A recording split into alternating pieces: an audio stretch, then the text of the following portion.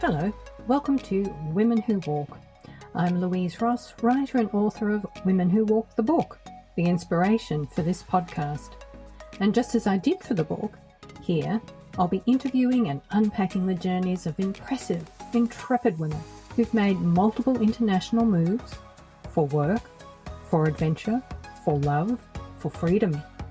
You can find show notes to each episode and my books on my website, louiseross.com.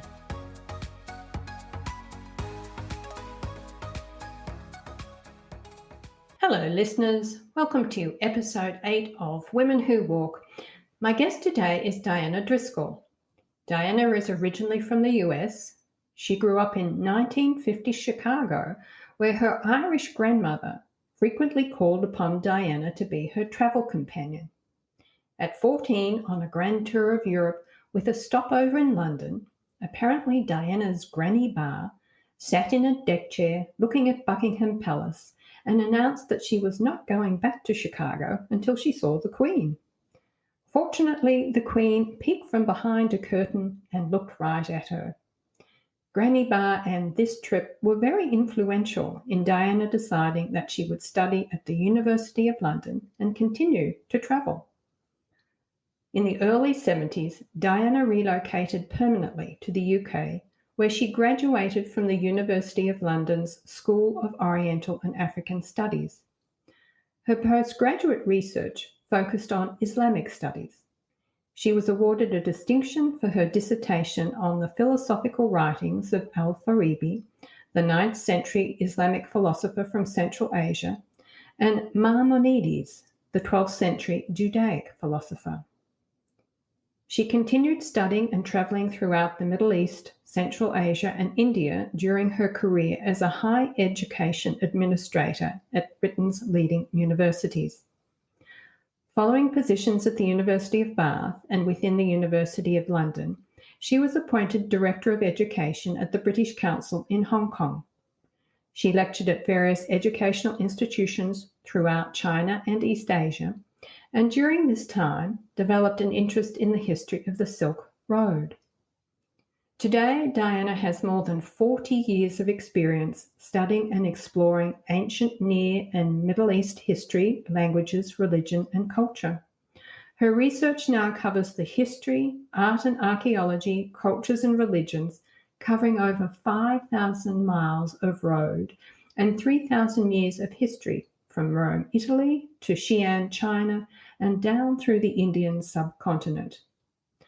I feel very fortunate to have met Diana in 2015 when I took her arts and culture tour of Morocco, a 6-day immersion experience in the history, architecture, geographic beauty of Arab and Berber Islamic Morocco. Several months later, Diana was giving a lecture at the British Museum in London. She invited me to attend her lecture and stay for the weekend. It was a very successful visit. So much so, Diana subsequently offered me the opportunity to house sit for her 2 to 3 times a year, pre-COVID that is, as she frequently travels, lecturing for Cox and King's art and culture tours to Uzbekistan and Iran, and for Steps Travel Silk Road Tour, Kyrgyzstan and China. I'm thrilled to have Diana as a guest on the podcast today, as she truly is a storehouse of wisdom on the various histories of the Silk Road.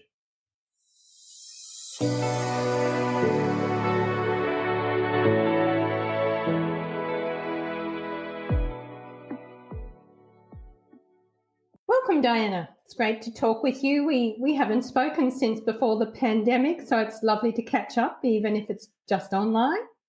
Yes, I absolutely agree. I feel like I've been sort of in an alternative universe for the last 18 months. Yeah. Mm-hmm. So, Diana, generally I have my podcast guests who are dotted around the world start by setting the scene and describing where they are. So maybe tell us where you are. Perhaps give listeners a sense of your neighbourhood, maybe describe what you see out your windows. I live in North London, and I've been living in North London. Well, I've been living in London for the last 40 years plus. And looking out the window, I see a great tree, and it was a cherry tree. And over the last 6 weeks, I had all these flippin' pigeons all over the cherry tree. But the cherries are gone and so are the pigeons. So now I can really look at the neighborhood again. And it's wonderful living in London because from my window, I can see the museums, the art galleries. I can see the diverse amount of people who are here. Something like 60% of London are people who are not, as it were, British. So it's a very diverse place. From North London, I can walk up to fields and to cemeteries and see the tomb of Karl Marx. I can walk down the Holloway Road and I see people from Somalia, from Russia, Poland, Turkey, America, and South America. My cleaner is from South America. It's just extraordinary. All the different people are here and the diverse amount of languages in London. I'm a bicyclist, so I get my bicycle, and from my house, I can cycle to the British Museum. I can cycle to the Victoria and Albert Museum. I can cycle to the Thames. And it's a marvelous place to be. And you're just near Hampstead Heath too, and there's a wonderful view of the city from the top of the heath, and it features in so many British films, doesn't it? It does indeed. And they use the cemeteries for the Hammer horror films also, because the cemeteries are so overgrown with weeds and vines. So it's a really interesting cinematography place here in London. Thank you for sharing that. I think we have a really good sense of the setting. Now, in the introduction, I mentioned that you're originally from the US, and I think listeners would have already gathered that by your accent, and that you were your grandmother's travel companion. And at the age of 14, on a trip through Europe with your granny, you decided you wanted to study in London and then travel the world. What was it about that trip that made such an impact? I was 14 years old. I had finished my first year in high school. I loved the course in world history taught by this fantastic nun. I grew up in a girls' school with Franciscan nuns, and they were extraordinary women. And they traveled all over the world. And this nun taught world history. And then my grandmother took me to Europe for the first and only time. And I thought, I'm going to come back here. I want to live here. It was so wonderful to see everything. And I loved history. And we left London, and the hotel we stayed in was just across from the School of Oriental and African Studies. And I said to my grandmother, I'm going to study there someday. I did 12 years later. I pitched up at the University of London and said, I'm here. What drew you to Oriental and African Studies? I've always wanted to be an archaeologist. Ah. I wanted to be in conservation. I started as a social worker in Chicago. And I always did courses at the University of Chicago in the evening. And I just found myself in these courses. And I talked to the lecturer there. He said, well, the only place to do a degree in archaeology and conservation is either University of Chicago or the Institute of Archaeology in London. Now, I couldn't afford the University of Chicago. It was outrageous fees. So I had a friend in London. I went to visit her, and I went to the Institute. And they said, no, you really should go to the School of Oriental and African Studies. And basically, it was all by chance. And then you followed those studies with postgraduate research focusing on Islamic studies. Now, was that straight after you'd finished your undergraduate work, or was there a few years in between? When I finished my undergraduate work, I ended up working in administration at the university. I got a job back at the School of Oriental and African Studies as deputy registrar. And that's taking care of all the student matters, exams and courses they're doing and letters and all this kind of stuff. All student matters. But for my lunch hours, I would just go and do courses. And so the lecturers knew me because it's a very small institution. And what was interesting is that the School of Oriental and African Studies, they teach everything from basically from Morocco to Fiji, but no Russia and none of the Americas. So I would take courses, and then I would speak to people about traveling to different countries. It was almost as if the lecturers and the professors just took me under their wing, and I would go off to these countries: Syria, Jordan, Burma, Indonesia, China, and they would tell me where to go and what buses to take and how to get around. I did a couple language courses, so I just took off for my holiday. So it wasn't like study abroads with your program. You just took off to these countries to explore them because you had been studying them. Yeah. Mm-hmm. Mm-hmm. Did you do this on your own or did you do it with a group? Sometimes I did it on my own, and sometimes I did it with another friend. So it was a combination. But I felt Mhm. very comfortable doing it, mainly because of the context. I was very lucky working at the university because wherever I went, I had contacts. I went to Burma and I met people in Burma, other professors, and I went to these countries and met people and Mm.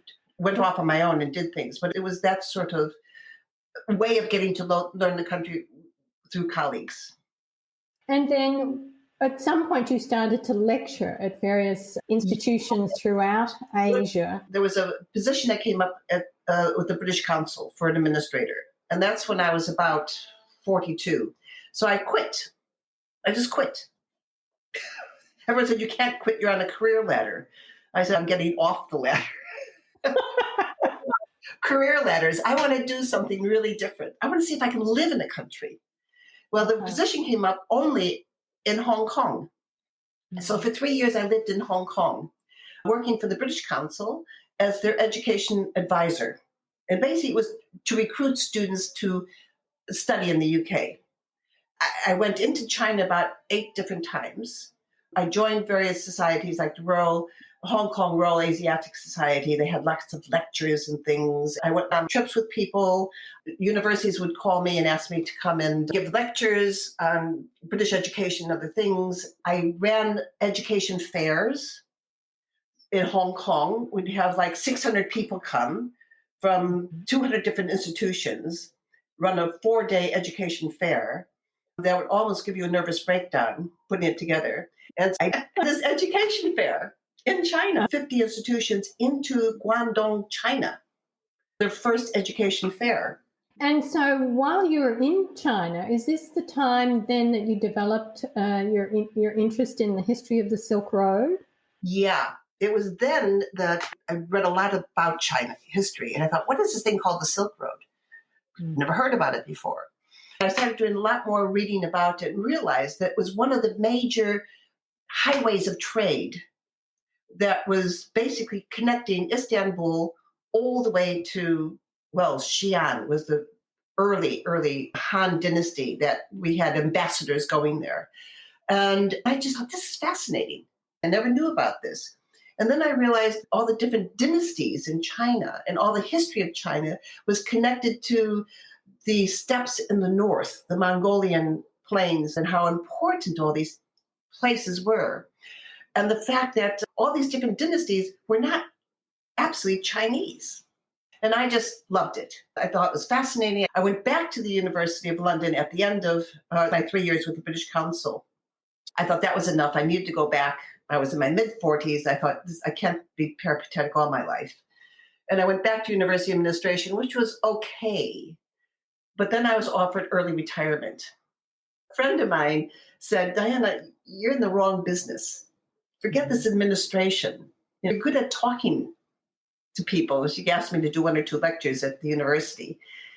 So I took early retirement. And just before I retired, I had a phone call from Cox Yeah. and Kings, one of the tour agencies, saying, would you be the lecturer to come on our tour to Uzbekistan? And I said, of course. Cox and Kings really does wonderful tours, and you specifically do their arts and culture tours, don't you?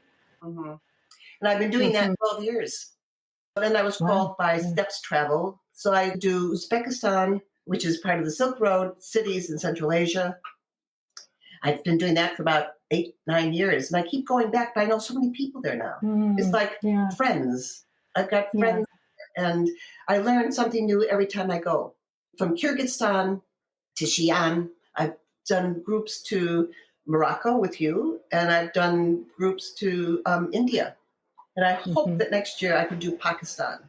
Could you tell listeners a little about the two stan countries that you mentioned? I don't think a lot of people think of Uzbekistan or Kyrgyzstan as places that they could easily visit. Could you tell us a little about those countries and your experiences there?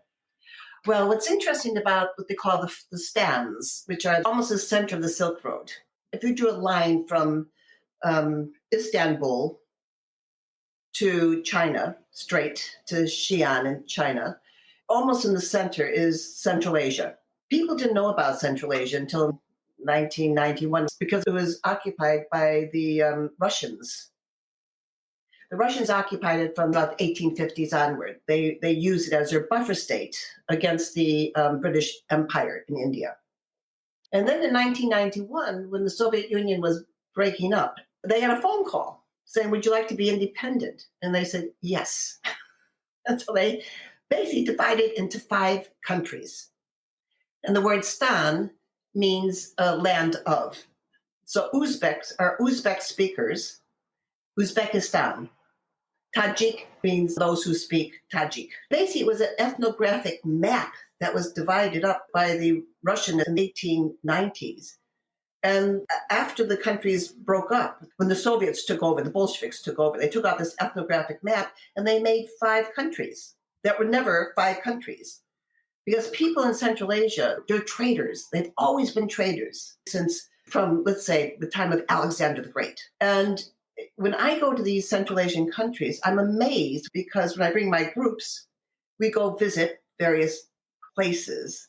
And these traders can flip languages within seconds. They can speak English to us. A Frenchman comes in, there's French, Italian, Spanish, Portuguese, Russian, you name it. And because it was so rich with trade, basically, from the 15th century on, there were great rulers that came through there and built monumental buildings, beautiful buildings, and using Persian architects.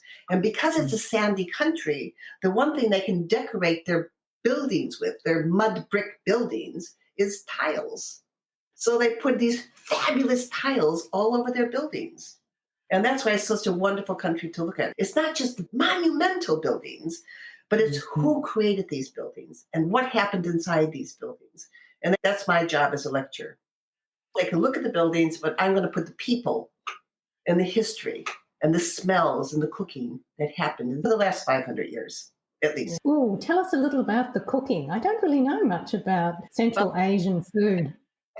Well, the cuisine of Central Asia is spices from India, smells from China, noodles come from China, and then you get meats. It's basically a meat diet. Lots of bread, just like you'd find any Middle Eastern country. But it's not a flat bread. Central Asian bread is more round and doughy. You can Google Bukhara bread, and you find some fantastic recipes.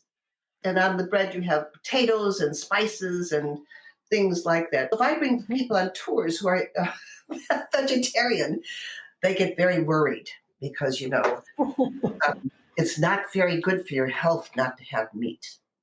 And these people will be very sick if they don't eat meat.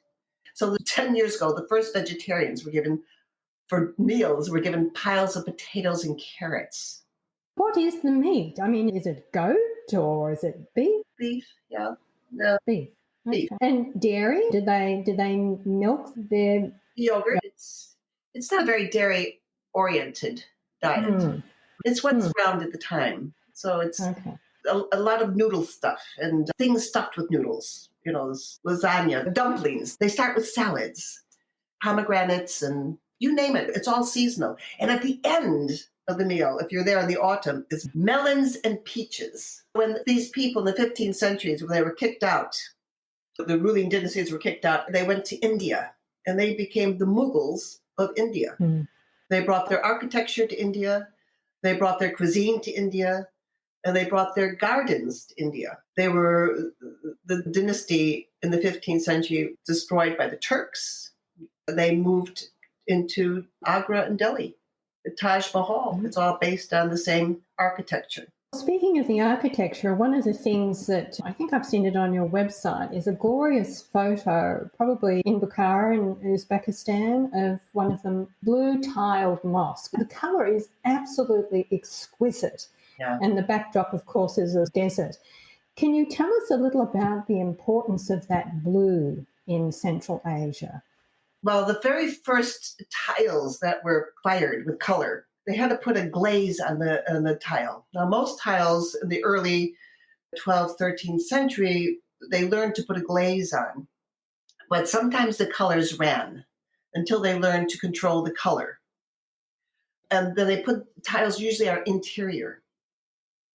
And then in the 12th, 13th century, they found that turquoise was a first glaze, and it was very easy to do because it was a combination of different stones, and they could combine it together, ground it, and they could paint it, and they could put a glaze over it, and it didn't wear out. So the very first color was turquoise. Then they found they could also combine it with a white, and the other color they used was a cobalt, which is also another rock, and they can grind that up, and that was your blue. That was your beautiful, fantastic blue. So the very early tiles were turquoise, white, and this cobalt blue. Hmm. And then they found out that they could mold, rather than flat tiles, they could mold them with a terracotta, and they could add other colors to that. And they had to learn how to contain the colors so they didn't run together. So the early colors are the wonderful turquoise that you see and the cobalt blue. The one color you couldn't put on a tile was lapis lazuli. So a lot of people look at this blue and they call it lapis, but it isn't because lapis fires gray. So you use lapis for manuscripts. And you live in a desert and you want to make color because deserts are dull. So it's a way to deal with the desert with tiles. You build with what you have. So in this part of the Islamic world, we have a lot of desert. We have not much granite to build with. Stone, we have no stone. So the buildings are built with bricks that are usually sun-dried. And then you put the tile over it, and it will preserve the building.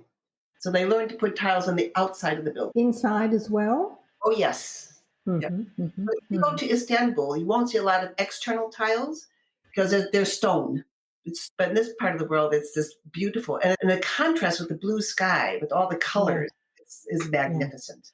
I wondered if it had something to do with an association with the sky or if it was just a pragmatic decision based on what materials they had available. And it sounds like the latter, that it had more to do with the minerals that were available to them that created those colours. Yes, and once they had the use of colours, then it went into painting manuscripts, beautiful manuscripts, and use of gold and tiles also. And then they found a way they could make mosaic tiles, like a puzzle, and put them together. But what these early dynasties had in the 15th century is slave labor. You need a lot of people. Tamerlane is the first person we know about as a great nomadic dynasty.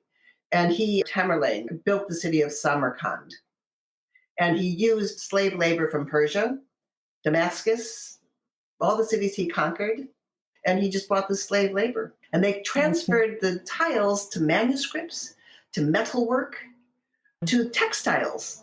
I mean, look at the wonderful textiles they have of colors. And I think that's the one thing, the art of the Islamic world is this explosion of color. You're right. It's absolutely gorgeous color. Now, the interesting thing to me is that the colours, the tiles, the trade must have extended way down into the North African Islamic world because then somehow it finds its way to Portugal as well.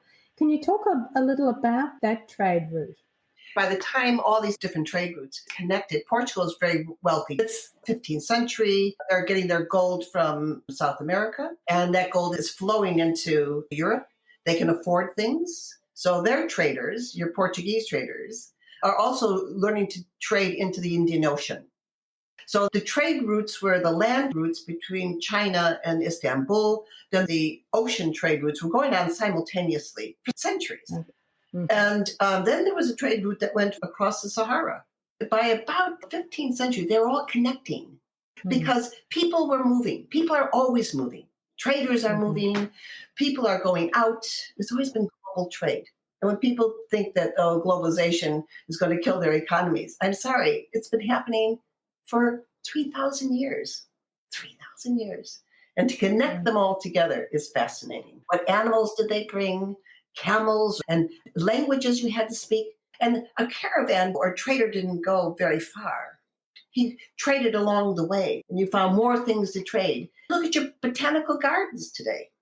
They brought seeds from different countries, not just ideas and tiles. I want to go to Lisbon to see your tile museum, the color. It's been there since Arab and Berber traders came up, bringing color. Yeah. And I'm also thinking of Granada. The Islamic influence in Granada is just astounding. You feel like you're somewhere in Central Asia. The connections, everything travels. You look at the double domes of Samarkand, you go to Florence, look at Brunelleschi's double dome, look at St. Paul's. This double dome that goes on top of churches went on top of the mosques. Mm-hmm. It's the same. Ideas don't have to take ages. Within months, ideas move. You don't need to have social media for it either. All you need is a trader passing it on. You also were taking groups to Iran at one point. Has the unrest in Iran caused the tours to stop? Yeah, we have no more tours because the Foreign Office in many countries are not permitting people to go into Iran. What's interesting, it's do you go to Iran? Do you go to China? Do you go where the Uyghurs are being suppressed? All my guides say to me, bring people. I want them to see my country. And we need to have people with different ideas come through. If we're not allowed to go to countries, then no one knows what's happening. So we've got to be able to bring people and give them an idea of what's happening in different countries. And Iran's the same way. There's wonderful people. The government is suspect. So it's fun to meet, and I keep in contact with them. That's what's great. Fantastic. So, of course, with the pandemic, I know that your travels have been curtailed now for 18 months. Yeah. Are there any trips coming up? Does it feel like there's some movement ahead? Well, we're planning on 2022 to Uzbekistan. My Silk Road will hopefully run. And then, God willing, we'll do Pakistan. And people say, oh, Pakistan. Oh, my God, you can't go to Pakistan. People say, you can't go to Iran. It's a terrorist country. This is ridiculous. It's absolutely ridiculous. It's the media that tells you that. You go to these countries and you see fantastic monuments and mountains and marvelous people. And it makes your life fuller. It makes your life fuller. And the people who go with me on my tours, they're all interested. Everyone's interested, not just taking pictures. It's different when you have a lecturer go with you. It's very different. It really is like a sort of a mini study abroad program that makes the experience so rich. Lots of handouts from me, as you know. I do know. I've learned so much from you, Diana. It's just been a wonderful friendship. Well, as we finish up, is there social media that you could share with listeners, such as your website or a Facebook page, whatever you're comfortable sharing? I do have a website that's being put together at the moment, and that gives dates of my tours and things. I'm not a Facebook type person, but the website is there, though. Okay. And the website is? DINALEE.Driscoll, DRISCOLL.co.uk. Terrific. And I'll go ahead and put that in the show notes on my website, louiseross.com, and I'll put a hyperlink so listeners can click through. Louise, you can also put my Gmail account because people think noise right to me. Okay, I'll add that too to the show notes. Thanks for your time. It's been a wonderful conversation. You're welcome. Thank you for listening today. And if you would like to read a transcript of this episode, you can find it in the show notes on my website, louiseross.com. And if you enjoyed this episode, please rate and review Women Who Walk on your preferred podcast provider.